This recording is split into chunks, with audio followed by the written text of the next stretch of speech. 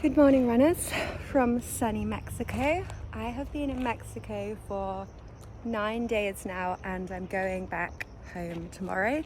Just thought I'd make a quick video on running in Mexico and running on a holiday in general, to be able to enjoy your run and get the most out of it, but also not to completely disrupt your holiday. So let's go. So the first thing I wanted to talk about when running on holiday is that you really should try and build up some kind of experience. So obviously this is going to be relatively hard to do if you haven't run abroad much, but for me, every time I have gone on a foreign holiday, I've always run. So I'm from the UK and I've run in Spain, Greece, Italy and Mexico. So I have a relatively good amount of experience and my body feels conditioned when I'm in these different climates to run appropriately. So I guess I'm just saying, if it's your first time running abroad, then you really shouldn't expect your body to feel completely comfortable and conditioned to it. The second point that I think is so important is to try and get your run done before 9 a.m.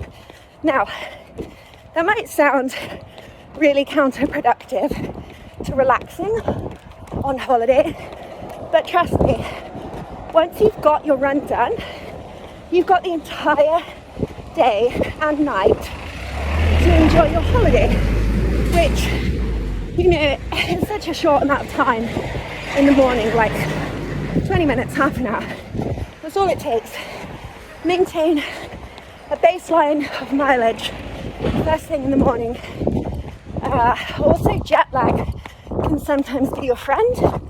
So we traveled 9 hours to get to Mexico, and on the first few days I was waking up at like 6:30, 7 a.m, 6:45, because my body still thought that we were on UK time, which is ideal for running because it meant that I could get out a lot earlier.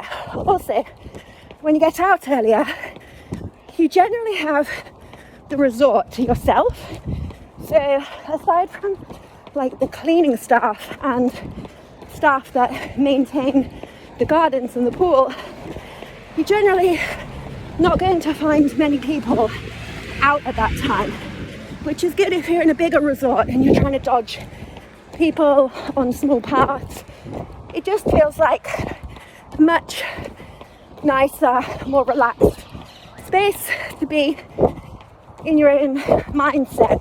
And it's nice also, whether you go away with friends or family or relationship, it's nice to have that quiet alone time to yourself, gather your thoughts first thing in the morning. Another thing is that if you're going somewhere super hot, the humidity is going to be far higher when you go in the afternoon or the evening. We went on an excursion the other day and we went back until like, I don't know, 6:30 in the evening, and I thought, I'll just do a 2-mile, 3-mile shakeout run, and the humidity was just so high that it played a part in me feeling bad for the rest of the evening.